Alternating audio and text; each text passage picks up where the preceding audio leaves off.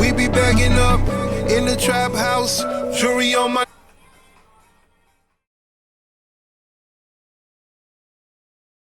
One.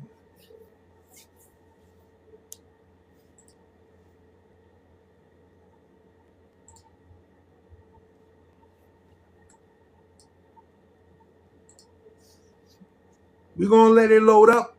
We gonna let it load up. We got a lot to talk. We got a lot to unload. What it is, everybody. What's up? What's up? It's your mans.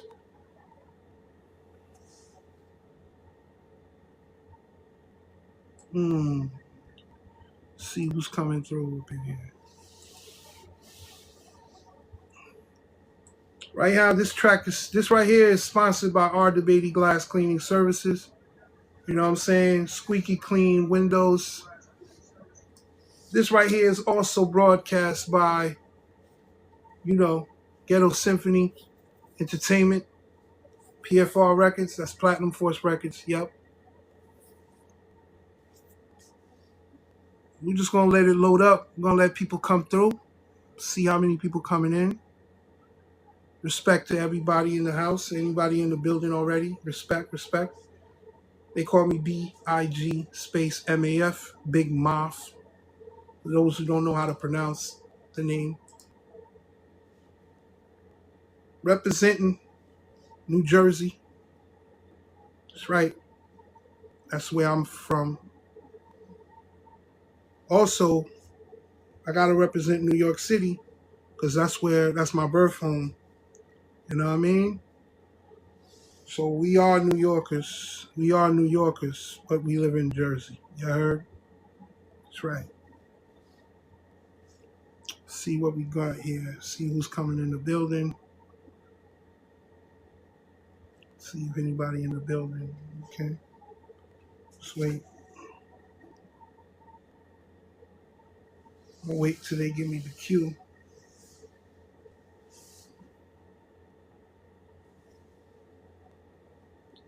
You are now in the presence of the Big Maf's Boxing Recap. It's Big Maf's Boxing Recap. This is where we talk about music, we talk about boxing, we talk about anything that's trending in the boxing world. And we give our take, we counter punches. Feel me? That's right. See what's going on. See if anybody come in the building yet. We're looking. It's okay.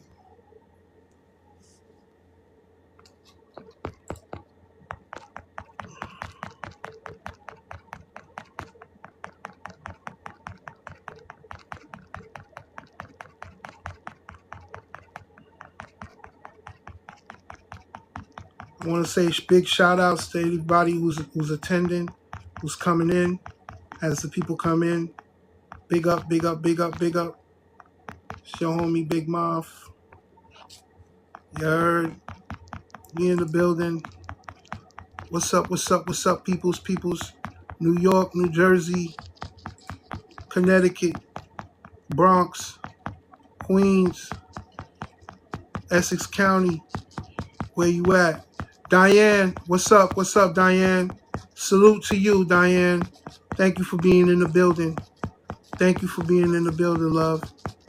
Respect to all aspect, to everybody. Shout out. I go by the name of Big Maf. That's BIG space MAF. You know what I'm saying? Entrepreneur, entertainer, rapper, singer. You know it. I wear a lot of hats, you heard? So we in the building today. We talking boxing. And one of the conversations that I want to talk about. Hold on. Who's that? General, what's up? What's up, homie? Claps to you, respect to you.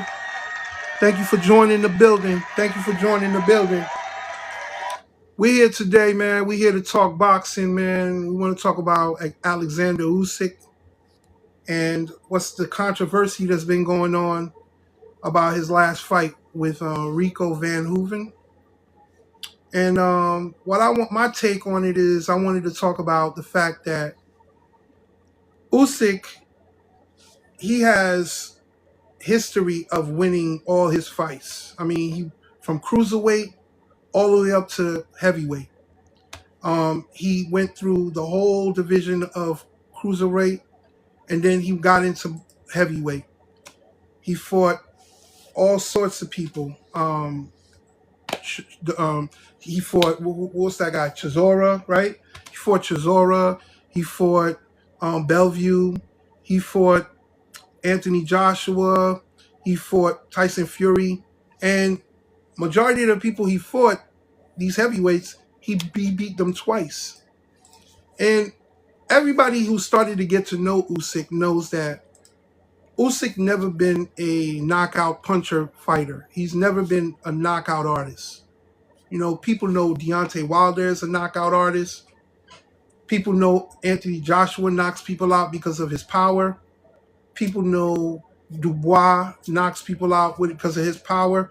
So we all know who the power punchers are, and we also know who are the skillful boxers are, like Terrence Bud Crawford. I think Terrence Bud Crawford is about the only one in the game that has matching skills with torque in his punches. He knocks people out too. Now, he may not knock them out at all his fights, but majority of people he fought, he knocked them down. So we're going to talk about Usyk. You hear a lot of people complaining right now, they're saying that Usyk didn't win the fight the way they wanted him to win it. He didn't knock the guy out on the first round. And my take on that is, first of all, Usyk never was a knockout puncher, and he's won mostly all his fights. Everybody he's fought, he had a problem with them, but he won. He didn't knock them out in the first round, but he beat them all the way up to the point where they got tired, and then he took them out. Look what he did to Tyson Fury. I mean, if the referee didn't get in the middle of that, Fury could have got knocked out. But the luckiness for Fury is that Fury is the type of fighter that if he gets hurt, he gets mad and he gets back up and he fights back and he recovers quickly. But other than Tyson Fury doing that, there's other boxers that, you know, they couldn't match Usyk, you know, on the fighting scale of how he fights, his ability, how he does what he do. And so my thing is, you got a lot of people, you know, in the fight game that's complaining. They're saying that the referee didn't let didn't let the fight continue and didn't let Rico go out on his shield. And my thing is, you're gonna always have people complaining when a fighter they want to win don't win. You're gonna always find people wanting you to become a superhero when you're beating everybody else. It's like Usyk beating everybody, so now they want to see Usyk do things supernaturally. They want him to come in there, anybody he fights, and knock him out the first round and take him out. When that's not how it's set up. Every fighter fights their own type of way. Usyk is skillful. He got good feet. He moves around great in the ring. He also is smart with his boxing. He knows how to tire out his opponents and get them to where he wants them so he can tag them and then and take them out of here.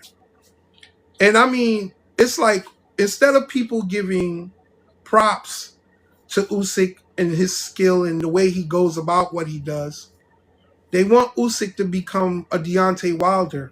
They want him to be like Dubois or Joshua, being able to knock somebody out. And unfortunately, that's not how it works. Every boxer have their skill, you know, like Mike Tyson. Mike Tyson was knocking people out, but people fail to realize Mike Tyson beat people before they even got in the ring. He beat them mentally. The same thing with Muhammad Ali. When they fought outside the ring before they even got in the ring. The person was beat because of what they were saying to them and how they were able to get into the psyche of that other fighter before they could even get in there physically and go in combat. So my thing is like, I think a lot of people are just being unreasonable, especially when you just had a fight a few days ago with Wardley against Dubois. Now everybody was like thinking Dubois was gonna, go down and stay down and not get up because he got hurt. Blah blah blah. Well, I think what Wardley did, his mistake was after he knocked Dubois down, he should have got more aggressive. You know, give me some claps on that, man. He should have got more. He should have got more. Should have got more aggressive. You know, he should have. He should have basically got right on top of him and then finish him off. But what he did was he got comfortable, and after he hit him, he thought he had him because Dubois has history of when he gets hurt, he doesn't want to get up. So Wardley thought that was going to be the case. But talking about the Wardley fight, notice that instead of them stopping the fight during the onslaught when Dubois was hurting, when Wardley was hurting Dubois, and then Dubois started hurting Wardley, they let the fight go on all the way through.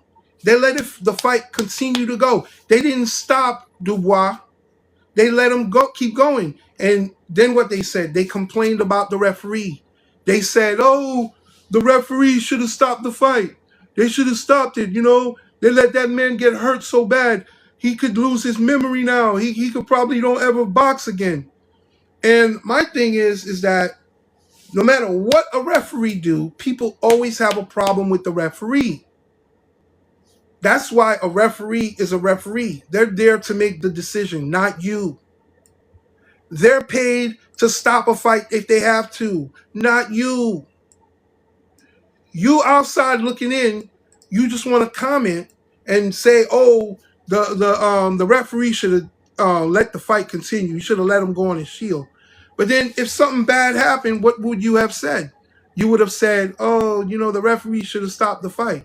So it's like people are just too, one-sided. They want to comment about something, but they don't have no thought behind the comment. It's like, "Oh, this guy," and you know what? It's funny because I believe that same referee that refereed the Usyk and that guy's fight, um, he's the same referee that refereed Wardley and the other guy.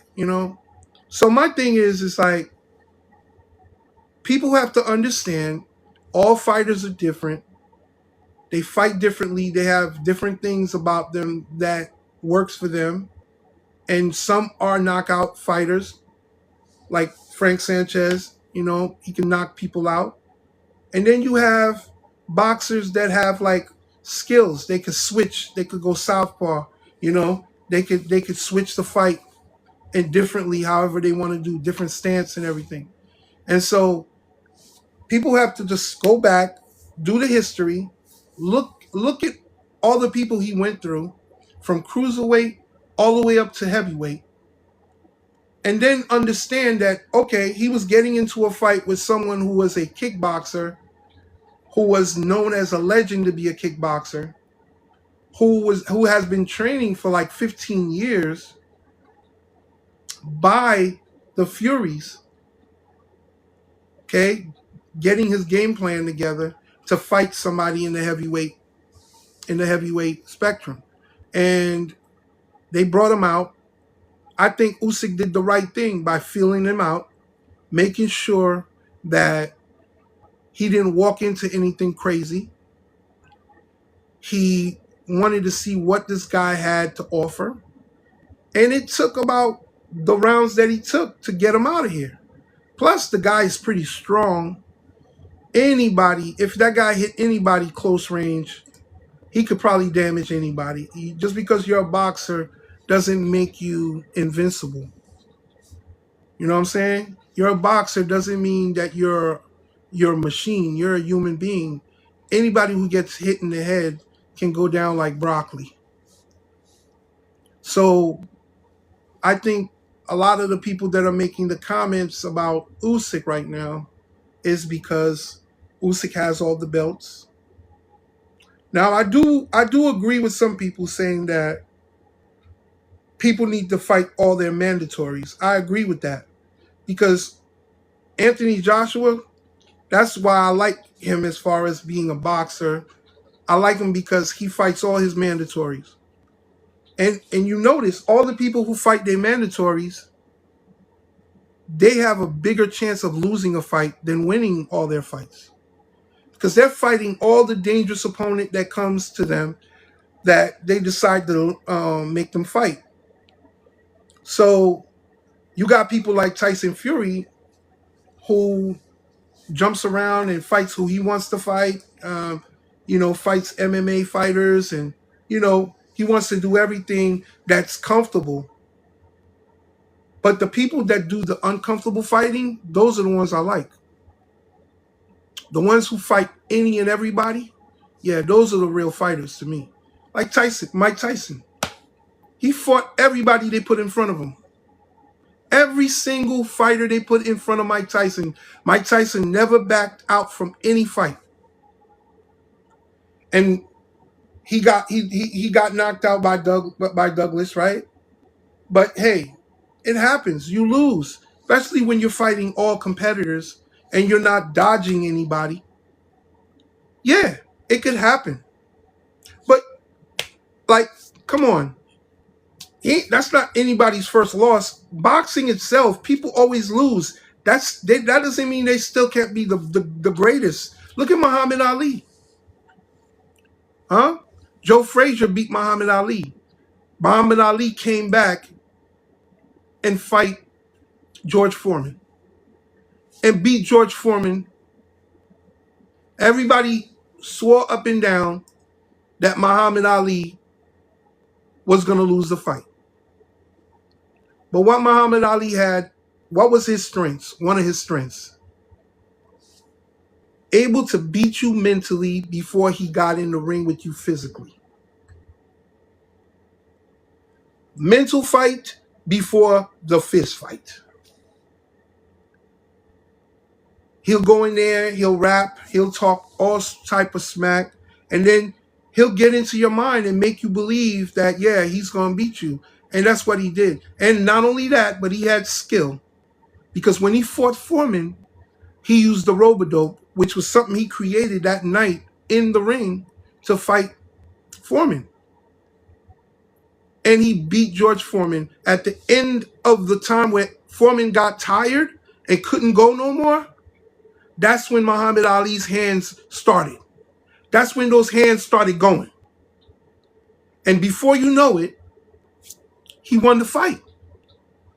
And everybody believed he was the greatest again. So honestly, you can lose a fight. That doesn't mean it's the end. But the thing about it is that Usyk, they want Usyk out of here because I think they want the belts to come back to either England or come to America, I guess. But they want it to come out of his hands because he got all the belts and he's beating everybody. So they want to see him lose. But my thing is, if we want to see somebody lose, let them lose because they lost.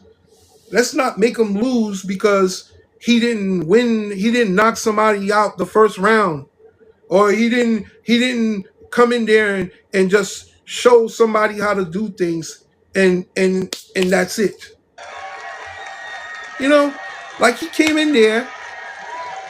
He came with his game plan. His game plan was to watch how this guy move, see what he has planned, what tricks he got in his sleeve. Show me how many moves he got, how many stands he have. Can he switch? How much of this can he do? How much of this energy he has? And a lot of it is science, man. It's like, you big person, but after a certain amount of weight and you moving around for a certain amount of time, oh yeah, you will get tired. And when you get tired, the guy who has less weight that didn't tire out, oh, he's gonna have a field day with you.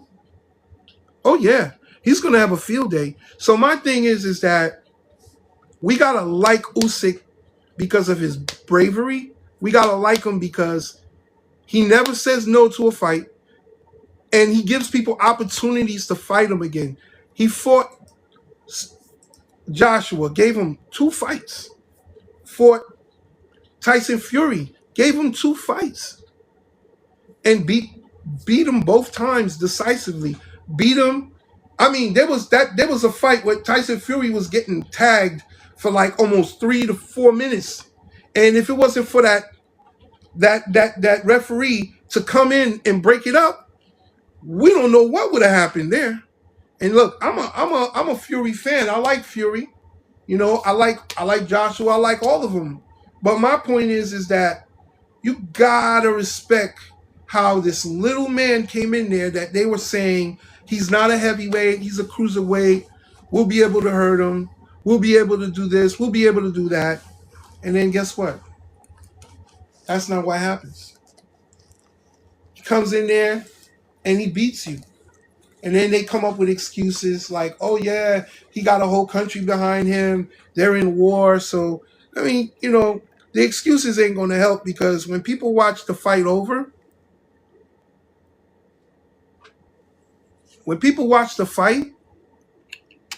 they saw what happened.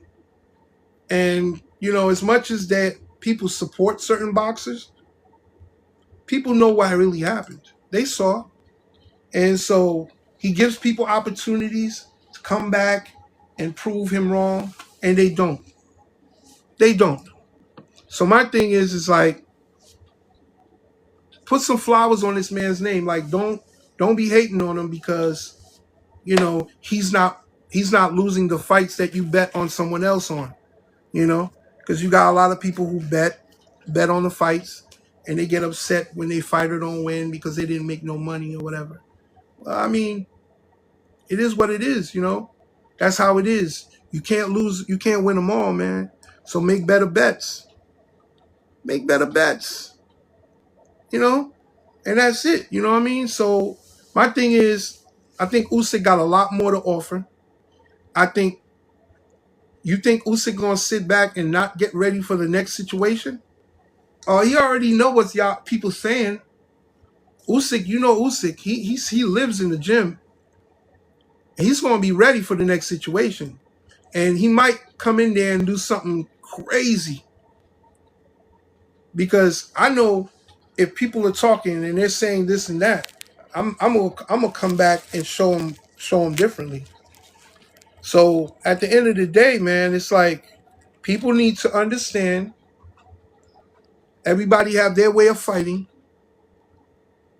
Some people knock people out. Some people beat people before they even come in the ring because they fear what could happen. What happened to someone else could happen to them. And then a lot of times when you're fighting someone with a belt, they even got more pressure because they got a belt. They don't want to lose it, because if they lose their belt, they lose their sponsors. They lose their friends. They lose everybody that supporting them. So at the end of the day, it's harder for those people that he takes the belts from, because those people gotta rebuild again and bring themselves back to where they need to be. But he got all the belts right now, and he's beating the people he fights. All I would like him to do though is I would like him to just fight his mandatory, fight Cavallel, show that he is the champion and who he is. Take Cavallel out, and like I said, he may have to fight Cavallel the same way that he fought Rico. He may have to take his time and understand this guy, and let him tire himself out. I mean, if I know I could run through the boxing industry and all I got to do is let other people get tired, why wouldn't I do it? Why not? Because if they're not ready, if they're coming if they're coming in the boxing ring not ready for me, what I'm supposed to do? I'm supposed to be telling them to get ready? No, man. They could go in the gym just like me. They could, they can get themselves ready just like me, and and come in there and try to win this fight. But you come in there with a little bit of arsenal, and then you come in there with some weight, and then I let you swing punches all night, and I don't let you touch me. And then when you get tired and nice and tired, I put you Betty by. Then why are you mad? There's nobody to be upset with but yourself. So my thing is this: if Usyk loses fairly, someone beat Usyk, I will congratulate the person that beats Usyk, because that means there's a new champion. That's it. But I'm not going to sit here and try to say, oh man, Usyk should, maybe so and so should fight Usyk, because guess what? He'll get tired soon, and he's getting old. He's getting old now, so it might be easy for him to lose now. Like, you really want someone to lose because they got older than another fighter? Don't you want that other fighter to be like someone who had more skill or did something that he didn't do to win? Like, I hear people sometimes and they be talking, and I'm wondering, like, what is going on with them, with the things they say? Well, maybe he could win, maybe so and so could win now because Usyk is getting old now. He's a certain age, and like that is something you shouldn't even say in public. Really, you shouldn't even say it. That's just like somebody saying you want to see somebody lose, like in a handicap match. Like, he got one arm and he got two arms and he going that's how that sound. That don't sound like somebody who want to see a fair fight, someone who got something that Usyk wasn't ready for and took him out. Because that Rico guy, all he did was had a lot of strength, like everybody else that Usyk has fought. A lot of strength. Lifting all sorts of weights, real big and strong. And yeah, if you stick around and you get hit by one of those shots, he could probably put anybody to sleep. Nobody denies that Rico don't have strength. The guy was a kickboxer. He was getting kicked in the face. We know he got strength. And then he's getting taught by the Furies. What, Peter Fury? Getting taught by one of the Furies who knows all the tricks of the trade, and you don't think that Tyson is like sending him a couple of pointers too? And all these people who saying that Joshua would lose from Rico, you're crazy. You are absolutely crazy. Has anybody seen what Joshua did to Ngannou? Did anybody see the knockout? This man leg curled, man, and he was on the floor for a few minutes. At the end of the day, man, I think people are sleeping on Usyk and they sleep on Joshua. And I feel like the world is so unfair to Joshua because Joshua fought all his mandatories. And Joshua never said no to fight anybody. In fact, he was supposed to fight Big Baby Miller, and he didn't fight him. You know why? Because enhancement drugs or whatever, they found something in his system, and they didn't let the fight happen. But no, he never said no. He never said, no, I won't fight so-and-so. In fact, if he never fought someone, it's because of his manager, Eddie Hearn.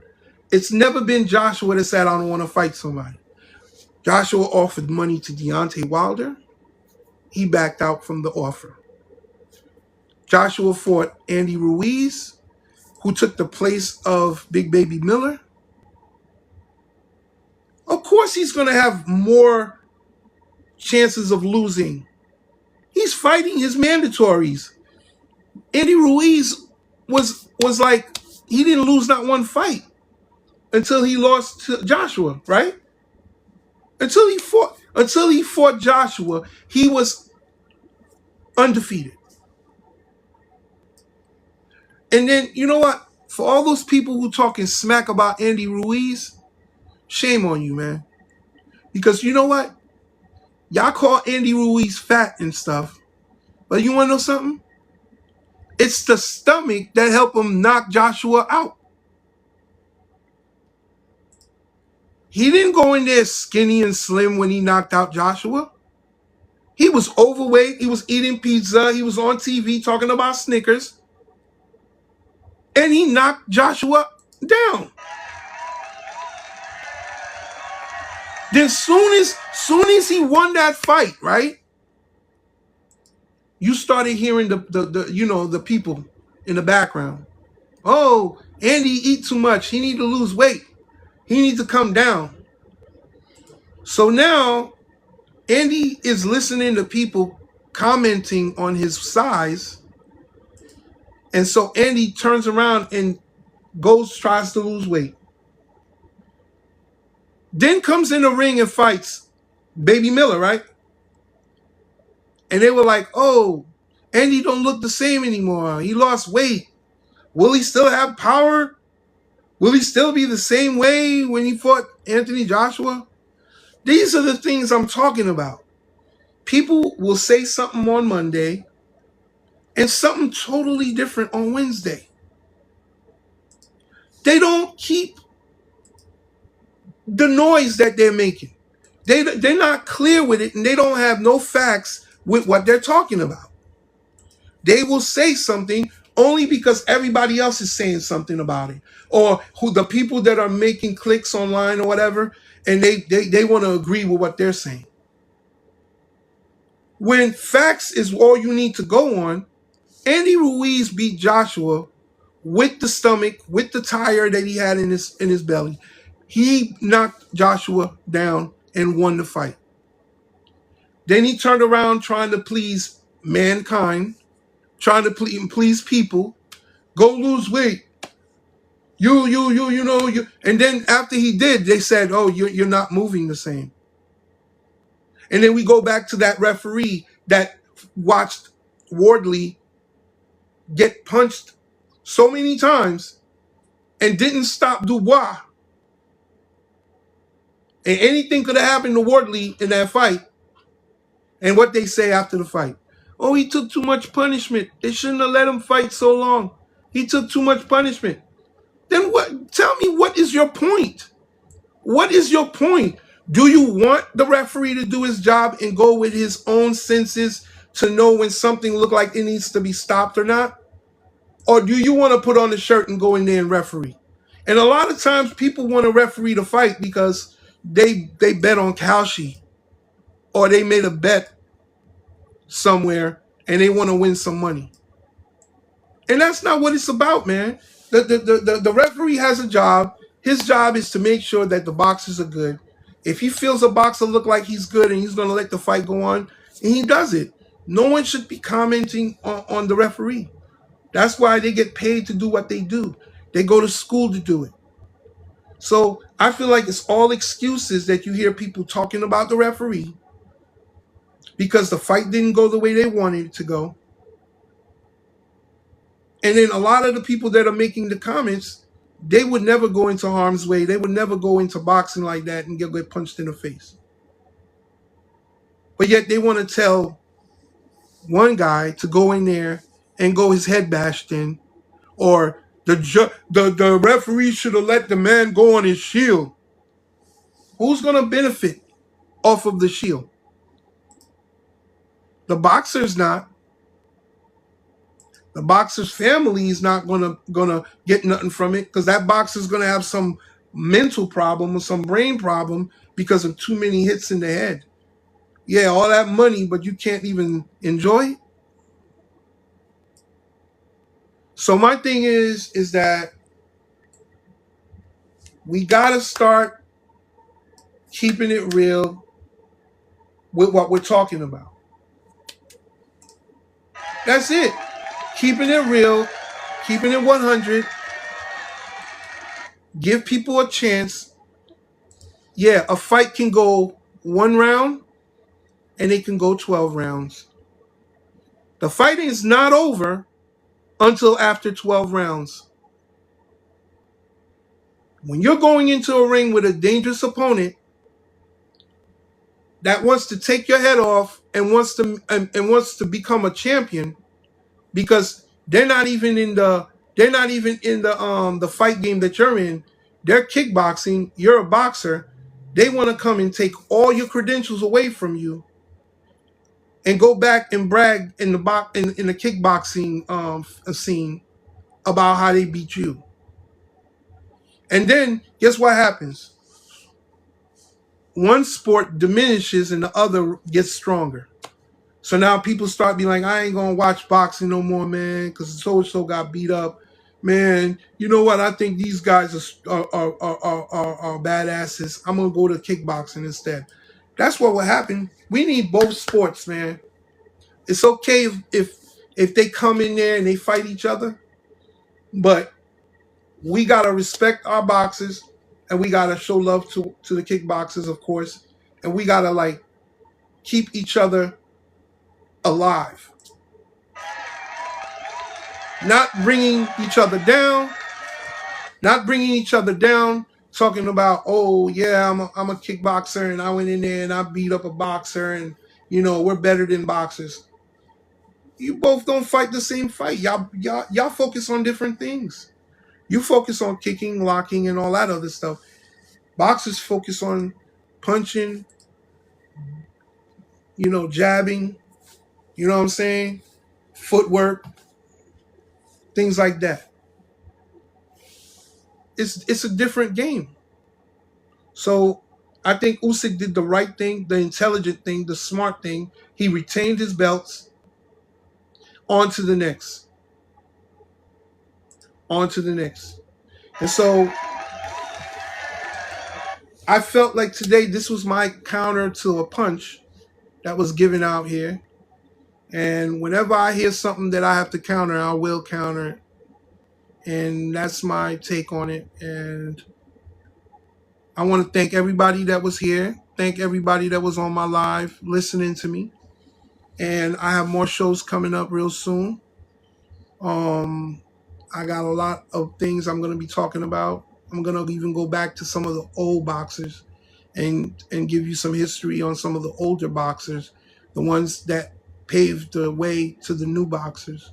Because I feel like you need to know your past so you could really understand your present. And what made the old boxers such an important factor to boxing today. I love boxing. I've been watching boxing since I was like 9 years old. I sat home and watched boxing with my dad, and my parents. They okayed it. They let me watch boxing because I liked it. I also liked WWE and WWF back in the day. Well, I'll say WWF. I was a big WWF fan, and then I just kind of gradually passed it on to my son. He loves WWE now and WWF. But I tell him about things about Dusty Rhodes, and I talk to him about Hulk Hogan and shit like that. And he talks to me about different people that are like today's wrestlers. It's pretty cool. It's really a fun thing to do with your kid. Watch boxing and football and things like that. So I do a lot of that. So I also want to say, just look out for me because the shows are usually going to be around 8:30. Brother got to go to work. So when I'm ready, I'll be ready around 8:30, and so you guys will be able to catch me. I've been just on TikTok watching everybody else, trying to learn how to, be out here like everybody else, talking about things that I'm into and stuff like that. So I hope you guys could continue to support me on my channel. Watch what I do, like it, send it out to people, let people know Big Mouth is doing his thing. And so now I'm gonna do a little thing. I'm gonna kick a little freestyle before I go, because everybody know me for music. So I'm gonna kick a verse, right? Kick a little rap verse. I'm gonna tell my son to drop something for me. Hey, yo, you got that shook one? Yo, drop that for me, man. Hey, yo, what up? What up? What up? What up? It's your big boy. It's your man, Big Mop. I hope y'all hear the beat. Yo, check it. Check it. 1, 2. Yo, it's a man's world. Minds are flammable like gas. I treat every day as my last, trying not to dwell in the past. I stay ready for any task, only Jah is everlast. No longer go to mass. I caught the preacher drinking brass, paints the past. I used to live the life fast, so rock. Kept money in a sock, took over blocks. Rennie got shot, hooked off on cops. Stole cars and picked locks. I robbed the kid for his lunchbox. An outlaw like Tupac, conqueror like Gene Jock. This I lean, keep my hair with Vaseline. Knew a girl named Lean, who had a friend named Jacqueline, who used to cook me rice and beans. Popped in the Lurgine, went through her heads like a stream. Down with the chosen few, so you know what I mean. Been rapping since the age 15, now I'm growing up. I'm sipping gin and juice till I hold up, it's another hold up. Emancipate, proclamate what I want, I take. Pockets is at stake. When you in the garden state, lies a brother full of hate. No comma, it's Big Mop, I come through with the drama. Analyze, energize, smoking lamb's bread. John the Baptist saw me coming, chopped off his head. ACBC, I'm on the MI. If you got the microphone, you know who am I? It's the rap Blackula, microphone tackler. Dish that information, nigga, rap encyclopedia. Feeding ya, merciless flow. Flammable like nitro. With rappers drug dealing, I'm stepping on your toe. Fuck the next man, imported like a villain. I'm running niggas down with my legs slam. And I'm out. Hey, yo, respect to all original, man. Hey, yo, man, this Big Mop, there's more to come. Look out for your boy.